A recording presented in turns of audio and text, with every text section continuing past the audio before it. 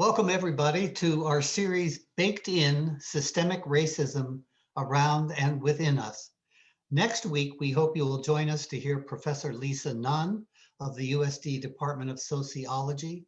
She will be addressing the topic, Living in a Bubble: White Neighborhoods, White Schools, White Thinking.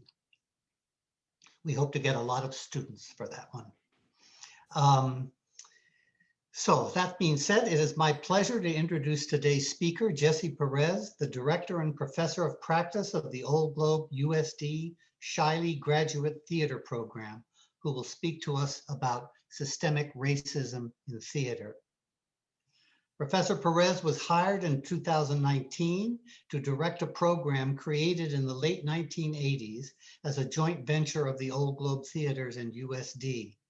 It became one of the best MFA acting programs in the country, and it has been Director Perez's mission to maintain its reputation as a classical training program and, equally importantly, to develop it into what he calls a theater that is all inclusive and of today. He is the sole writer of the Social Justice Action Plan for the program and has been busy recruiting more diverse students and, in the future, a more diverse faculty, and altering the curriculum in order to bring classical theater into a conversation with the 21st century. He is also on the artistic and senior staff of the Old Globe, working on its social justice acting plan and advocating for Black, Indigenous, and people of color in theater work. Director Perez came to USD from the drama division of the Juilliard School, where he worked as a choreographer, professor, and master acting teacher for 11 years, working on, among other things, playwright projects that were mashups of the playwright's body of work, consisting of letters, scripts, poetry, and theater. Playwrights included Federico Garcia Lorca and Adrian Kennedy, a talented and too often overlooked African-American playwright. He was also the company choreographer for the Lake Lucille Chekhov project. At USD, he has directed and adapted Shakespeare's Twelfth Night and a virtual Othello in the summer of 2020. Director Perez is fairly new to our campus, and we are pleased to have him speak to a wider campus audience. Please welcome Jessie Perez. Hello, everyone. So I'm just going to launch in, and then, of course, I know there'll probably be a lot of questions, so I'll leave a little bit of time to interact with everybody and answer whatever comes up. It's interesting, you know, we're at a very pivotal point, I think, where we're really evaluating what's occurred, you know, prior to the summer of 2020 with George Floyd being murdered in May. Of course, the social reckoning fell on everybody's lap. And what ended up happening was a big BIPOC contingency, a big group got together and created a list of demands called We See You White American Theater, which is exactly that, a document that lists, it's a 31-page document that lists all the racial inequities, all the leaving out of the BIPOC community, the idea that this was all built on a white system to support and elevate white actors, white artists, and leaving minorities out of it, even though they're the majority in America. All this to say that this document woke a lot of people up, pissed a lot of people off, and made people look at each other and say, is that us? And accountability has come into action, right? So they've been doing this, I think the document came out sometime in June.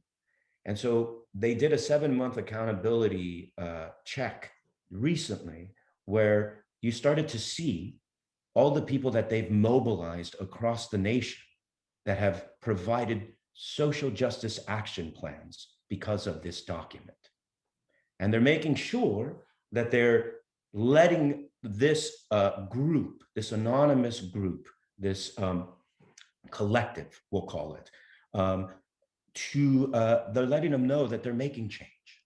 They're letting them know that even in the pandemic, when all theater is out, right? The lights are out in the theater right now, that there's time to reflect and actually get administration to start changing their point of view so that we can bring a more equitable theater into America. It's time, and we need everybody's help. So it's interesting that all the major theaters across America, the Old Globe included, which our program is majorly connected to, and one of the reasons why it's one of the top acting programs in the country is because the Old Globe provides such an amazing apprenticeship for our students. But as we all know, right now the Globe is not functioning. It's not up. It's completely dark. So when this happened, and I'll get into it on how I got into the theater altogether, because as you can see, I'm Mexican American. So I'm part of the BIPOC community. And when this happened, the alarm went off and everybody had to start listening. And it became a really interesting moment because a lot of the BIPOC community was like, this should have happened a long time ago, right? So it started to snowball in that effect when people started to run from the hills and not answer, we see you white American theater. And mostly, and I'm going to say this openly, it's the Broadway League, which runs a lot of theaters, especially in New York, as we all know, but runs all of Broadway. They still have not answered, we see you white American theater. Now we're talking about the commercial theater, right? Where there's actually money. Because as we all know, in the theater, we get into it because we love the craft, we love the art form, we love being interpretive artists, and we love telling stories. We don't usually do it for the money. And even if we do get on Broadway, it's a living wage, right? That we're doing 8 shows a week, and everybody thinks that it's stardom, but we're doing it because we love it. I guarantee you, even that ensemble member that's just doing the 5 dance numbers and then going home, he does it because he loves it. And it's branched because he has that credit now, even though they are, the minority and is a BIPOC, a swing or whatever you want to call them on Broadway. It gives them clout. And these people can start building a path for the people that come behind them and elevate the entire BIPOC community. But what has to happen is these gatekeepers that run a lot of these white theaters have to elevate the BIPOC artists in order for them to make that room for the future generation. We'll get back into that, and I'm sure there's a lot of questions about it because this is where we're at now, right? Where the theaters are dark, everybody's reevaluating what we've been doing for the last 30 years. My program has been around for 34 years. And so for 34 years, this has been the system that has been taught. And now it is finally broken. Because I got to tell you, we have not done a BIPOC playwright in our program.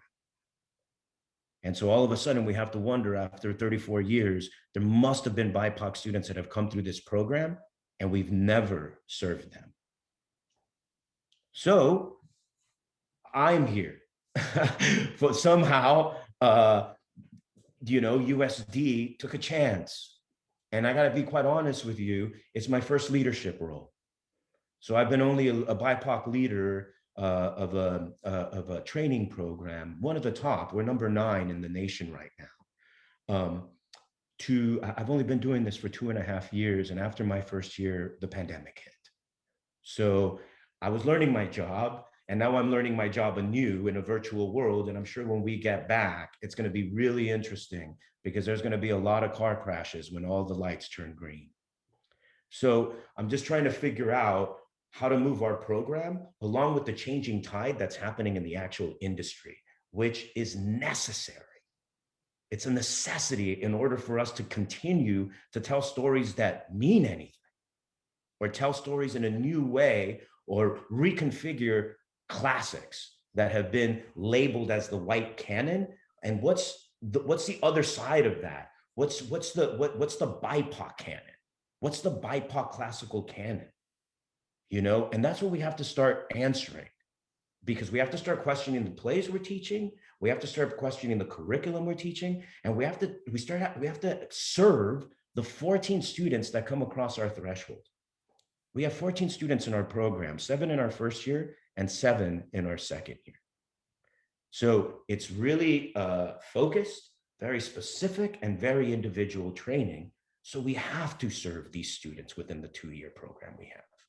We have to give them a taste of something that they can actually audition for in the real world and actually have a chance at. Because the only way we break into classical theater is if these institutions give us a shot. And I got to be quite honest with you, a lot of times people don't see a Shakespearean production with mostly BIPOC people in it. Because there's a big question whether or not BIPOC people can do Shakespeare. And I'm here to tell you that we can. Whether or not the white artists or the white directors or the white people that run the theaters or the gatekeepers will ever give it up to the BIPOC community and say, wow, I've never seen a Macbeth like that, or I've never seen a Hamlet or an Imogen or somebody like that play the role in that unique way because of who you are and you've never been given a chance. I don't think we'll ever get that just because they take full ownership of this playwright. And so all of a sudden we have to wonder, how do we get ours? As a BIPOC artist, where do I get the validation? And is that what I'm seeking for? You know? So in a way, I was brought up in this white training institution. I went to Juilliard. I went to the Stella Adler Conservatory West. I studied Chekhov. I studied Ibsen. I studied Strindberg. You know what I'm saying? And I never questioned it coming up. I was born in East Los Angeles. You know, I came up in the 80s. And I remember when I started getting into dance, which somebody invited me while they were watching me play soccer. And one of my friends was like, hey, there's this recreational dance team that gets together like twice a week. 5 of us are in it, and you should come check it out. And I got to be honest with you, you know, I was like this young Mexican cocky soccer player, you know, and I was good. I thought that was my career, you know, because I loved being physical. I love just getting in there and sweating and getting all this physical life out of me. I show up to this dance team, right? Or this performance team that my friends invited me from the soccer practice. And I sit down and everybody's doing these amazing moves, right? And they're young. And I was like, what is this? What have I stepped into? And of course, afterwards, the director came over to me and he said, what do you think? And I said, I think I can do that, right? Because it was about coordination. It was about just being physical. And he goes, great, you should come tomorrow. And I was like, oh, okay. So I started to show up to this recreational center. And it was in the city of commerce, right outside East Los Angeles, where it's a city where there is no commerce. You know, it's mostly like a retirement sort of place, you know, where a lot of people move out of East LA to be in a safer neighborhood, to be quite honest. And they stay there so that they could get away from gang warfare. So they had a really great Parks and Rec department, which I got involved with, and I started dancing with all these people. Now, mind you, East LA and the city of commerce is very, very heavily Latino. So I was around a lot of Latinos, you know? We created this dance team. We started dancing all over America. Eventually, we got involved with the Magic Music Days at Disney. And Disney all of a sudden took a liking to our company and started sending us to their theme parks. So there was a bunch of these BIPOC young East LA kids just dancing in Anaheim, you know, and dancing at the Carnation Land Plaza and Tomorrowland Terrace. And we were walking underneath the tunnels of Disney and seeing the characters put on their costumes. And it was this huge thing for kids. You know, I was like 13. And all of a sudden, they said that they wanted us to go to Disney World in Florida. So, you know, they started getting the parents involved, the group started expanding, and eventually they liked us even in Florida that they took us to Euro Disney. So we went to France. And when we went to France, we were like, hey, we're in Europe. Why don't we just dance on the streets and put out a hat, you know? And back in those days, you could do that. So we became street performers and we were breakdancing and, you know, all over Europe, getting cash and then going to France, performing at Euro Disney. And so it was this huge dream. Eventually they were like, hey, we want to send you to Japan. And at this point, I was like, oh my God, what's happening to me? I don't know if this is what I want to do the rest of my life, is to wear tights or this glittery clothes and pretend that I'm a mouseketeer or something, you know? So I went up to the director of the program or of this dance company. And I said, hey, I don't think this is what I want to do, you know? And he was like, well, what is it that you want to do? And I remembered that my father used to show me Charlie Chaplin movies. Now, my father speaks very little English, hence why the silent film really spoke to him. And so I sat with him and I enjoyed all these Charlie Chaplin movies growing up. And so I told this director of the program, I said, I want to do what Charlie Chaplin does. And so he goes, that's dance. And I said, well, there's something else going on. There's a narrative and he's speaking without speaking. This man, you know, his name was Adolfo Marquez, had the wherewithal to investigate, before the internet was really a thing, these amazing theater programs for teenagers. And he found the Stella Adler Conservatory of Acting West. Stella Adler was still alive, okay? And I went into this school out in Hollywood, and I remember walking in, and this woman named Sandra Tucker ran the program. Now, mind you, everybody I'm talking about who I fell in love with and are my mentors, all were white. At this point in my life, I'm a kid, so I'm not realizing that. I'm just moving forward, wanting to tell stories like Charlie Chaplin. And so, of course, as I sat there with Sandra Tucker, she asked me, what are your dreams? Why do you want to learn how to act? What are you doing here? And I try to like spill it all out as best as I can, you know, as a 13, 14-year-old would. And I just said, I don't want to wear tights. And so, of course, she looked at me and she said, well, I need you to do something before you actually join our program. And it's going to take you a little while, but I think if you do this, then we can have a real conversation. I said, great, well, what is it? I want you to read Great Expectations. And I was like, and he goes, yeah, pick up Great Expectations. And then once you're done, write a report and then come back once you're done writing the report. And I was like, oh shit, I'm back in school, right? So I felt like I was doing my schoolwork and then I was also doing this other thing, which was also schoolwork. So I thought, but I said, you know what? I really want to do this. Let me read this Dickens and let me see how far and how much I can do to tell this story or make this report the best report I've ever made so I can get into this program. So I worked. And as you all know, Great Expectations is not a short book. So it took me like a good 3 months, right? Eventually, on a typewriter, I typed this paper and I brought it to Sandra Tucker over at the Stella Adler Conservatory. And I put it on her desk and I said, here it is. Sandra got the report, went over to her trash can and ripped it. And she looked at me and she goes, you're in the program. I didn't know what to do. And I realized I was in a space that I was like, oh my God, I want to be like her. Even though she's a woman, she was a lioness at that moment. And I was like, oh, and so she extended her hand. And as she extended her hand, my little 14-year-old self went over shaking, you know, to shake her hand. And I shook her hand. And then she looked at me right in my face and she goes, now shake my hand like a real man. My mind was blown. I didn't know what was happening to me. I thought I was going to an acting school and I was getting lessons in life. I was seeing what actually mattered to me.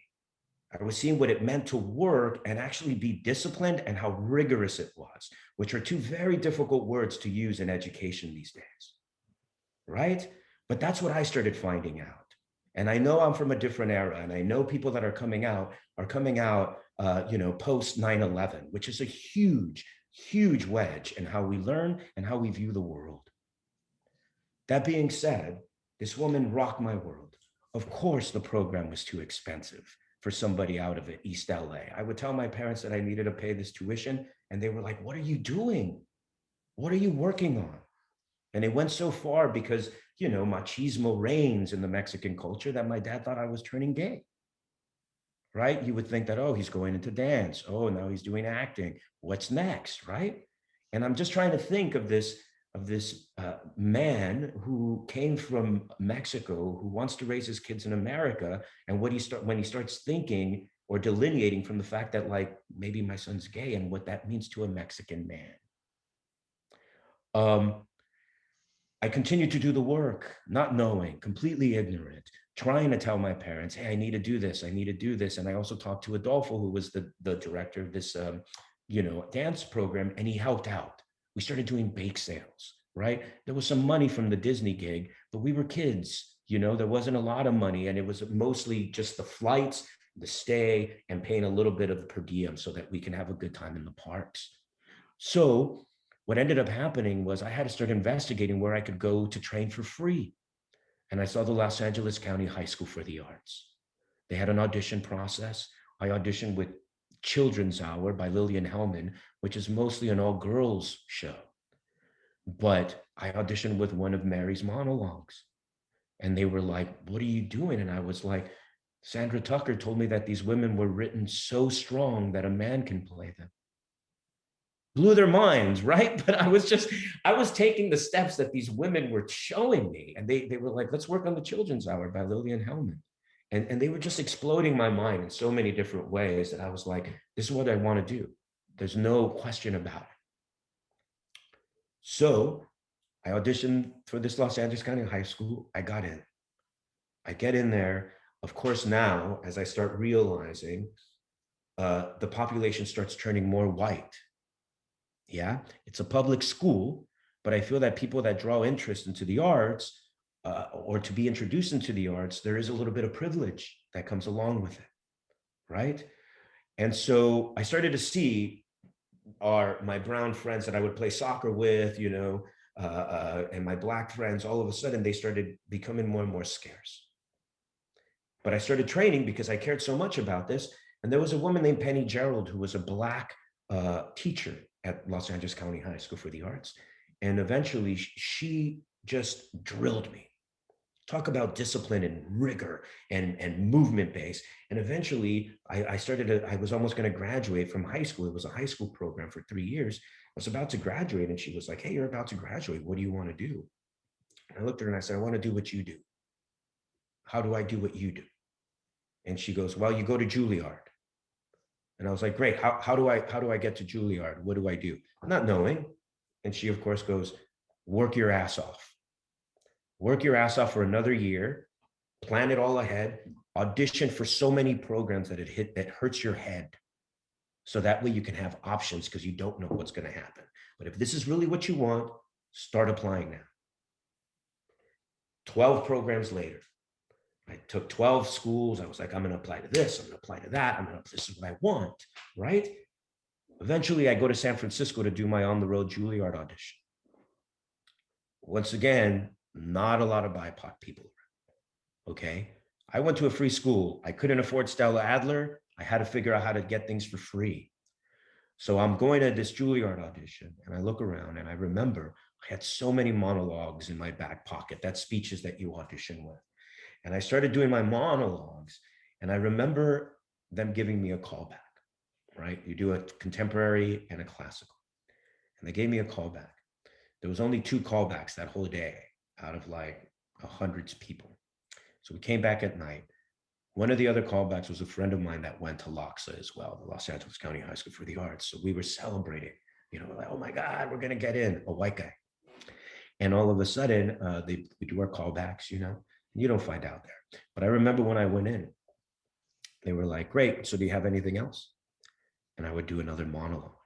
And they'd finish that and they'd be like, good, do you have anything else? And so the whole time I was doing my monologues, I eventually was like, one of these has to work. One of these has to be the spark that eventually they say we take you, especially since I'm in here for about 30 minutes in this callback. So I remember they were like, do you have anything else? And I had this last monologue, which is one of the first monologues I learned in the high school. It was a monologue called Living at Home by Anthony Gardina.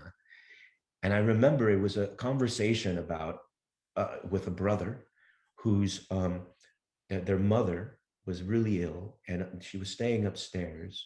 And this man has come home after trying to make a life for himself and completely failing. And his mother's passing away. And so his mother passes away the night before, and he's talking to his brother, and he tells his brother how he knew it was coming, and he had this image of her yesterday trying to cook him breakfast. Now, I have two older brothers. For the first time, right? I don't know what happened. Maybe I had done one too many monologues and I was just exhausted and I couldn't act anymore. My brother's image fell right in front of me, and the power of acting transcended. I didn't know what happened. Imagination took over, um, you know, sense memory. And all of a sudden, my brother was in front of me and I was talking. I completely fell apart. Now, I always tell my students, right? Control the emotion to communicate. I couldn't. And so I fought, and, you know, mucus was flying and I'm trying to say the lines and everything. Eventually I finished the piece and there was silence. Michael Kahn, who ran the program then, very difficult man and really hard and trained everybody really, really strongly. He looked at me and he goes, take your time, get it all out, and walk out of the room. Your audition is over. And I stayed there with this mess, you know, collected myself as much as I could as this 14-year-old, and I walked out. That night, me and my friend, we celebrated, you know, not knowing what the future held, of course. Now, I remember going back to Locks, and everybody back then would wait for letters that came in the mail, you know, for acceptance. I don't know how, but my mother, Margarita Perez, was waiting in the mail. She cared a lot. I just didn't know. The letter came in and I was at school at Loxa, and she drove to the school. And I remember she found me during lunch, all my friends, there was everybody. And somebody was like, hey man, is that your mom? And of course I was a little embarrassed in high school, you know, almost a senior in high school.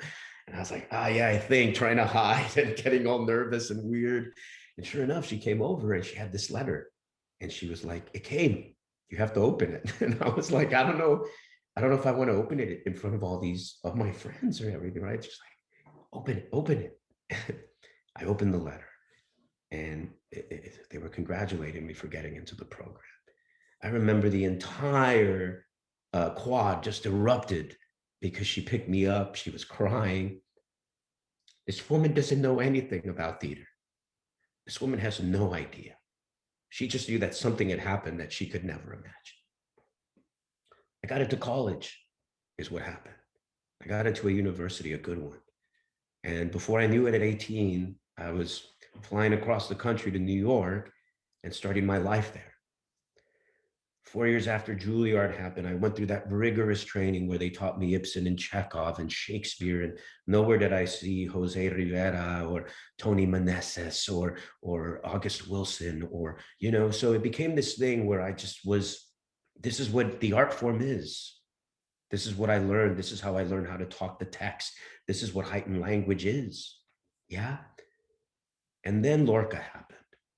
Now, I know Lorca's Spanish, and I know everybody that's still European, but he writes from the earth. He writes from the Spanish earth. And so somehow I feel like I'm connected to it. Somehow that poetry sang to me. Somehow that nonlinear narrative, that dreamscape, all of a sudden opened me up in a way that I just was like, what about this guy?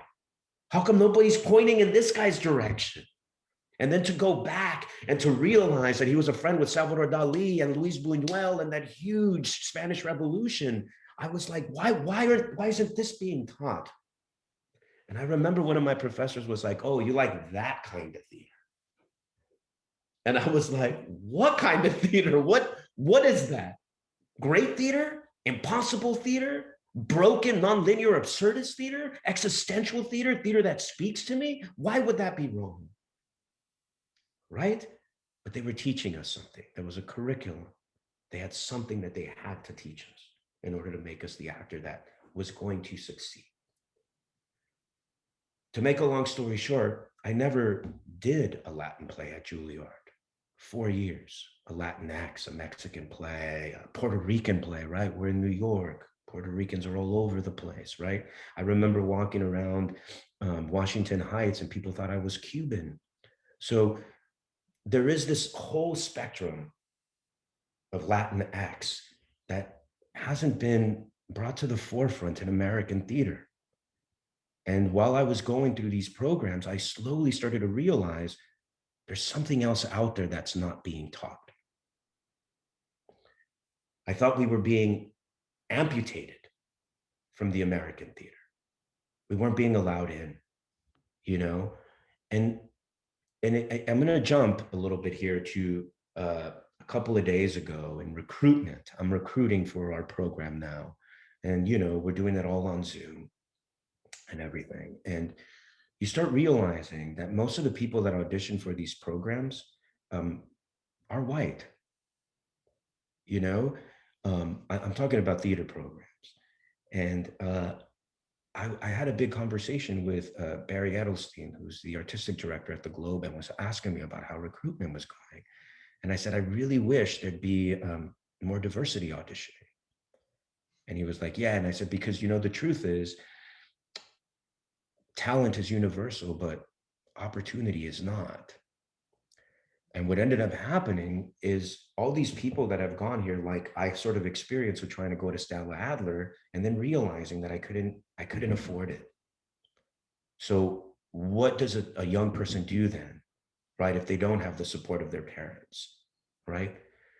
I had the support of my parents, even though they were questioning my sexuality and wondering where I was headed, they supported me, you know? And so it becomes this thing where all of a sudden you go to summer training camps, like in Williamstown, right? Or Actors Theater of Louisville, which are great training programs, but they cost money. You're doing these apprenticeships, these internships, and you're paying the theater in order to get trained. So once again, I don't know who can afford it, especially coming from less affluent communities. So they don't go to those training programs. They don't get trained. They don't learn the Chekhovs and the Ibsens and how to speak in a certain way, right? So then all of a sudden we come to 2021 and we're recruiting, and you have somebody from Atlanta that's coming out of, you know, Spelman or Morehouse, right? And they're auditioning, and yes, they don't sound British. They don't sound like they have this amazing American standard speech, right? But there's something else going on. There's a connection.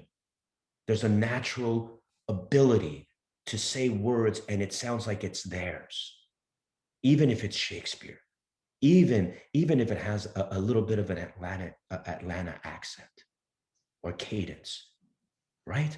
And then all of a sudden they stop and you're like, great. So be more yourself and do the speech again.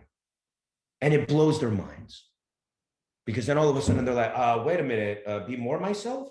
And you're like, yes, because I think that's what's authentic.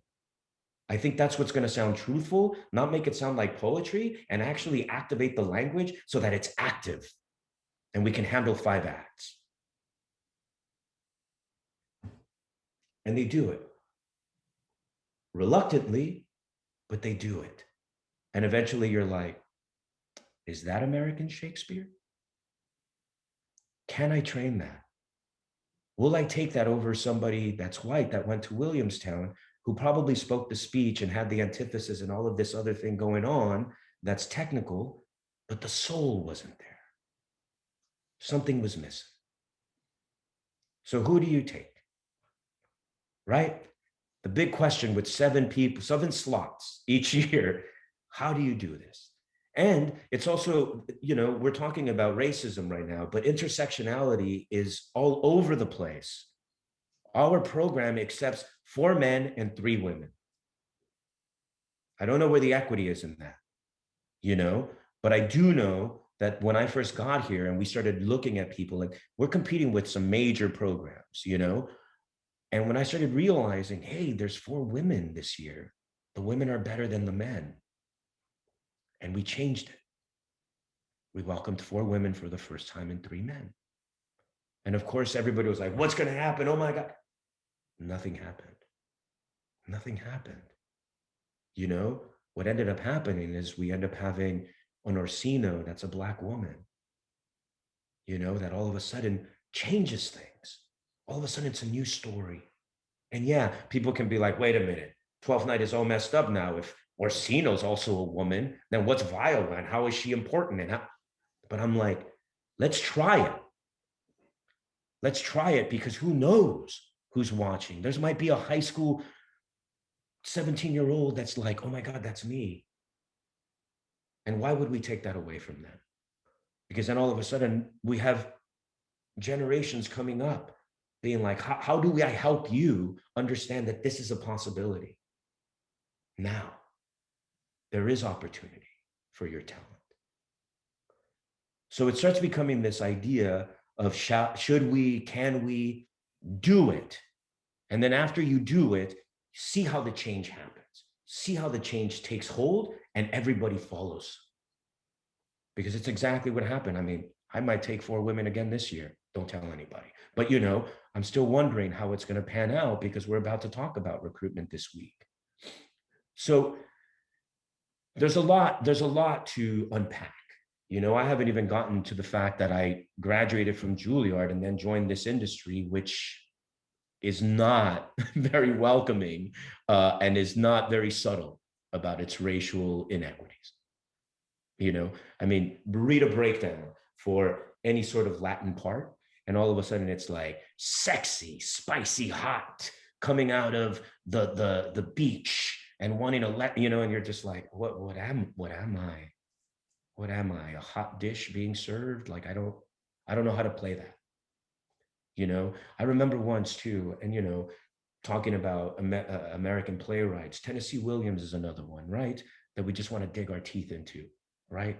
And so it's like, let me play Stanley, let me, you know, let me play Biff. All of these things start happening, and you audition, and the only people you can really audition for are the Mexican card players in Streetcar, right? I think his name's Pedro, if I'm not mistaken. So Broadway gig, right? Big audition. I hope I get to audition for one of these great roles. Oh no, you're auditioning for the card player. You have like 4 lines, right? In the big outburst when Stanley throws a radio. Okay, I go into this audition. No names will be named, of course, but I'm auditioning, and of course she says, "Can we have a little bit more of a Mexican accent?" And I was like, "Yeah, okay, yeah. Let's do a little more Mexican accent, sure, whatever, you know." I put on the this and the that, and all of this Mexican accent starts coming out. She goes, yeah, good, Jesse, that's good. More. I want him to feel like he's fresh off the boat. I didn't know what to do, you know, because a part of me was like, you don't necessarily have to take a boat from Mexico to come to America, but okay, I'll pretend I'm fresh off the boat. You might think I'm Puerto Rican or Dominican. Okay, sure. I start doing the accent. I start sounding like Speedy Gonzalez, like a cartoon, somebody doing a voiceover for animation. And I feel like a fraud. I feel like I'm sort of like kicking my mother's culture in the stomach. And all of a sudden I stop and I can't continue. And she was like, go to the next line. It's only 4 lines. How could I, you know, I know the lines. And I was like, I'm sorry. I don't know if I can do it this way. And she literally was like, don't you want to work on Broadway? And I literally had to be like, not like this. And I walked out of the audition. Of course, the next day, my agents were like, are you afraid to work on Broadway? Are you afraid? And I was like, no, I'm not afraid. I just wanted to come under my terms. And I want to make my mother happy.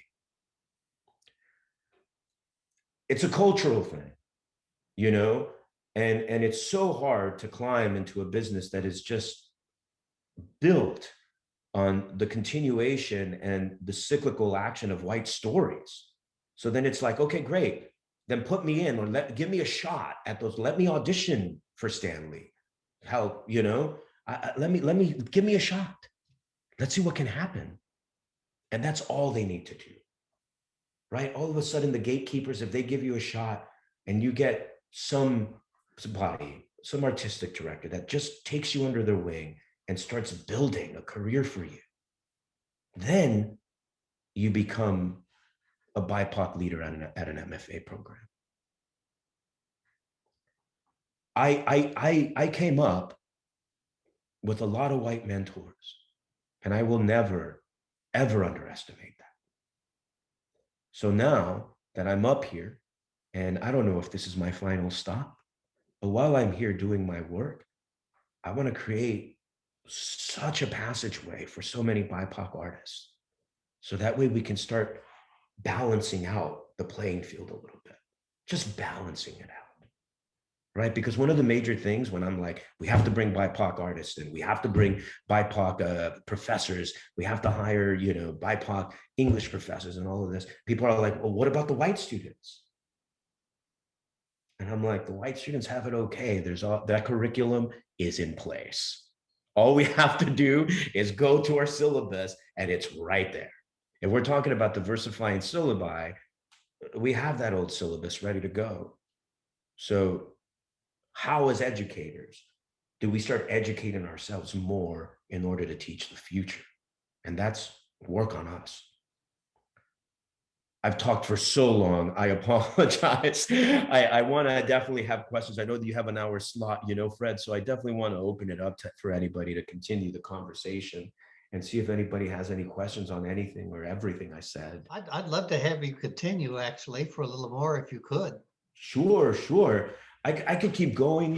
It's an interesting thing. The language of dance was a very big entryway for me. Because to be quite honest, the way I started teaching at Juilliard was through movement, and I remember, this will be the last story before I open it up for questions.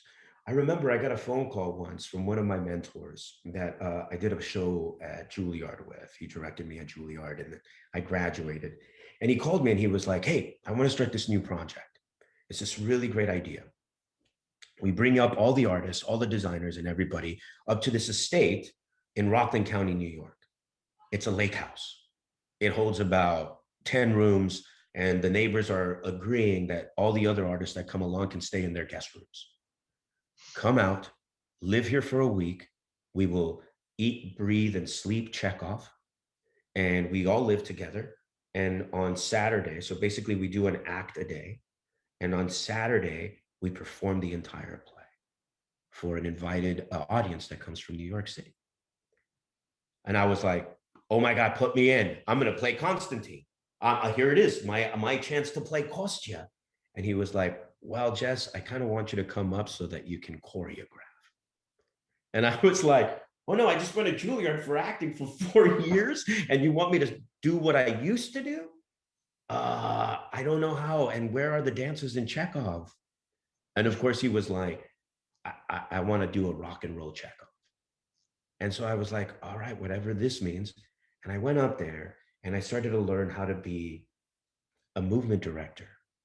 I started to choreograph off of these amazing artists that were going up there, and I started to choreograph Bill Irwin and people like this that all of a sudden were like these amazing clowns in the American theater, and they were doing my steps. So I developed this thing at the Lake Lucille project. Now, Brian Murtis eventually continued to direct at Juilliard. And there was a moment where we did, they called him and they said, hey, we want to do the John Barton Greeks, the whole trilogy, or I think it's like 10 plays. And we want to do 3 plays a year, 4 plays for the last one, right? And I was like, what? And of course, Brian called me and he goes, I want you to choreograph it. So I started to do movement at Juilliard, and that's what got me in the door. Eventually, this amazing white director who was a mentor of mine got an offer to become head of directing at Brown Trinity, at Brown University. Of course, you take that job. And so he left his position at Juilliard. And of course, they called him and they were like, well, what do we do? Who do we get? And he said, you should have Jesse Perez direct this thing. That little statement there opened up everything for me as an educator. because then, oh, they were like, all right, let's give him a shot. Of course it was a test. Of course it was my alma mater. Of course all the professors that were there were still my old professors that were still teaching me and trying to be hard on me on how I can direct and be a better artist. So I went back into the Lion's Den to get educated. And I had this amazing laboratory of amazing actors, and I was learning how to be a director. And so they tested me. I guess I passed the test, and I kept doing it and doing it and doing it. And I remember at one point, I went over to Yale University and I was like, I want to kind of get a directing MFA. And they were so like, I know that you work for Juilliard, and Jim Houghton ran Juilliard, rest in peace. He literally said that James Bundy, who is the dean of Yale, was like, have you talked to James? Have you talked to Jim Houghton? And I was like, no, I'm talking to you. I'm talking to you because he knows, he has me with what he wants me to do. I'm asking you, I want to become a better director. You should talk to Jim. I also then went up to Brian Murtis, who was now head of directing at Brown, and I was like, hey, I'm thinking of maybe getting an MFA, for directing, and I want to come to your school. And he was like, have you talked to Jim? And so mentor took a whole nother meaning for me, right? I was like all these three mentors talking to each other on what would be the best path for me to continue as an artist. So I was taken care of, Fred, in a way by some amazing professors that believed in me. And I think all it takes is one. All it takes is one to elevate you, and then you start getting more and more confidence.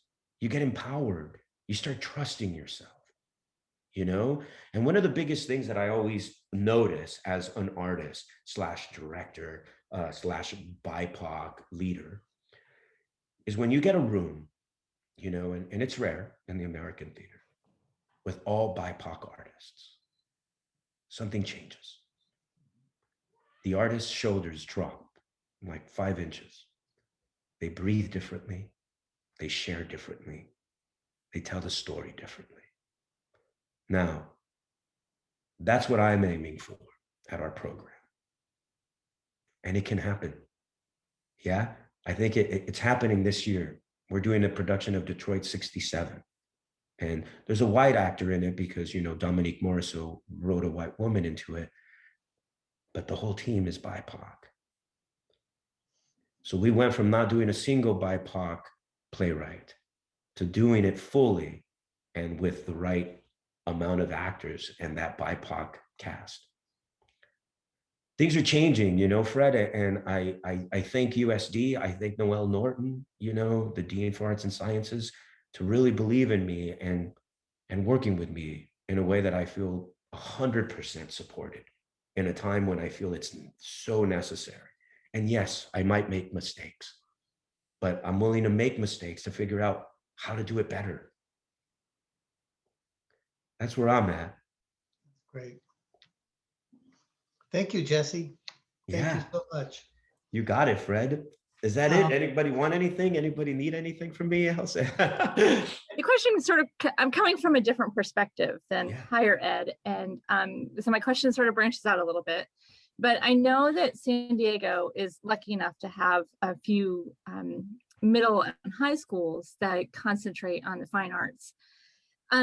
My question is, how are those schools, not necessarily those particular schools, but schools like that, their efforts to build diversity into their programs, are they having an effect on places like Juilliard or other traditionally unbalanced admissions? And whether they are or are not currently, is there potential for them to do more to influence higher ed? I think that's a great question. I feel like it's all about our arts engagement, and how we talk to high schools and middle schools, and, we start introducing them to the art form in the way they want to see it. And for example, we have a production of Midsummer Night's Dream out right now. And we had the woman who runs Detroit Shakespeare. Her name is Sam White, a Black woman that came to direct our show. And it's that idea that all of a sudden, sure, we have the community of San Diego that we can get in touch with, but now we can reach the Detroit school community as well, you know? And it just starts, it's about that connection, right? And developing that connection so that we reach more schools.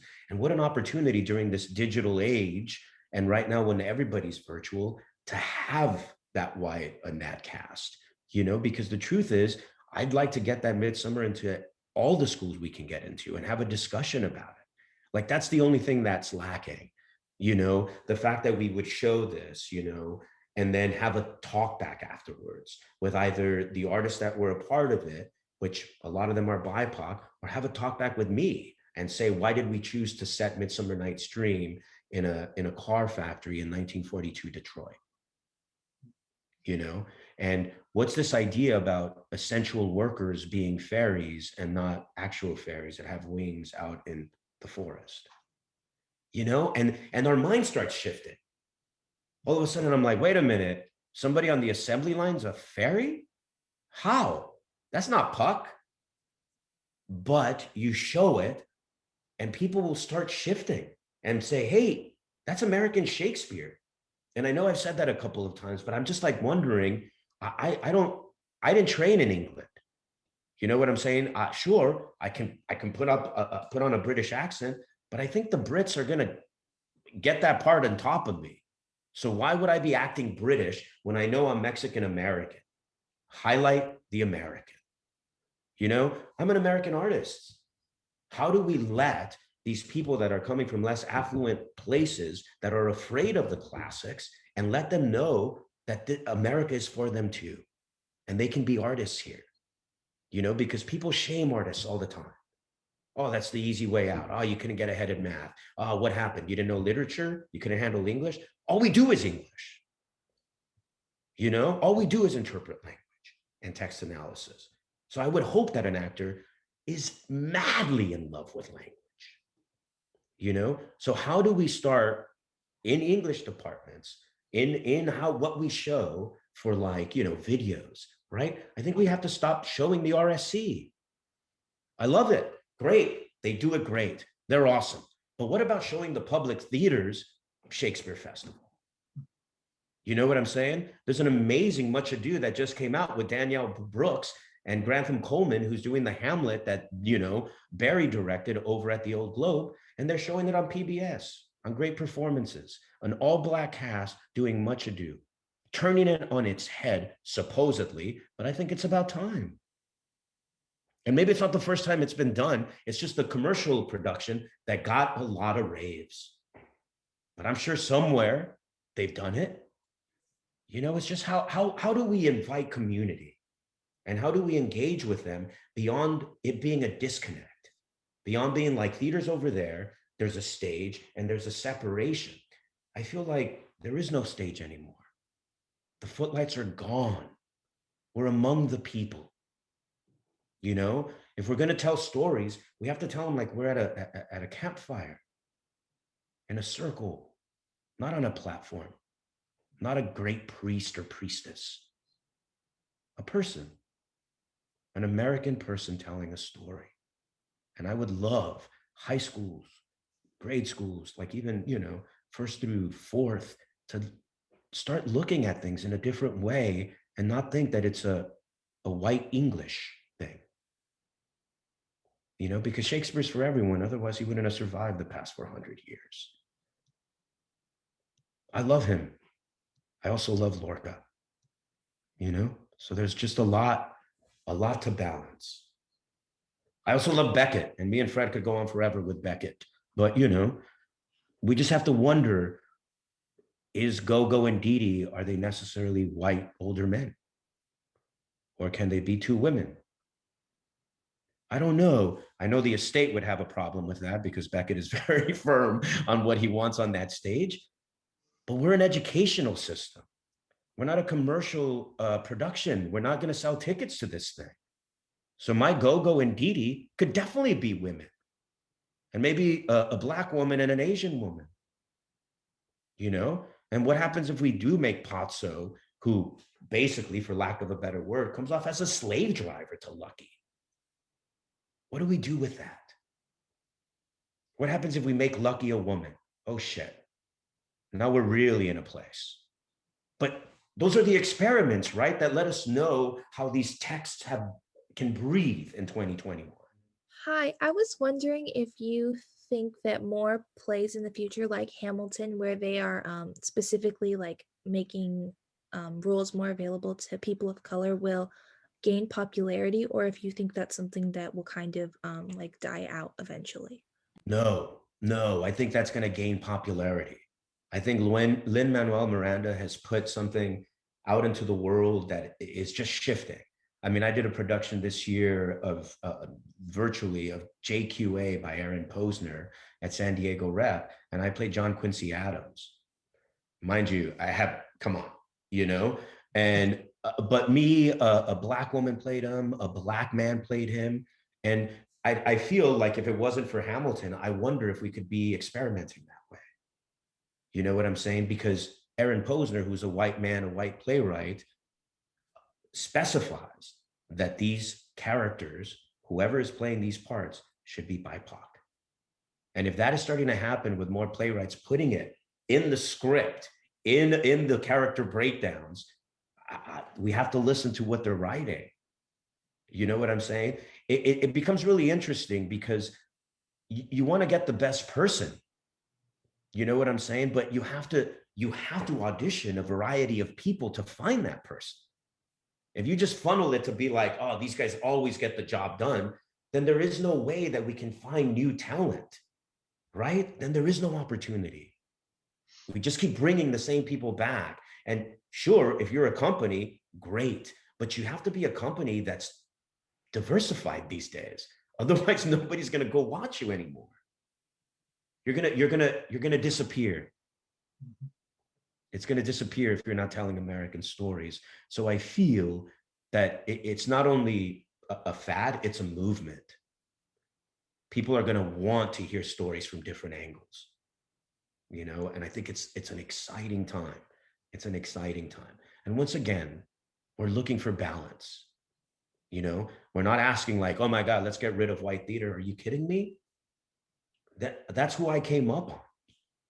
You know what I'm saying? Let's just make them rock and roll and do it under our gaze. Thank you so much. It's been a pleasure. You know, I always like connecting with the USD community and all the amazing professors that they have there. It's just, I'm so connected with the Globe as well. Like you said, Fred, with senior staff and artistic staff and the inner workings of how that professional theater runs, which I'm so honored, you know, but a lot of the times I'm like, hey, get me back into the classroom. Get me back into the learning and get me back into conversations with how we teach in 2021, which is a very, very difficult thing. Yeah. Thank you, Jesse.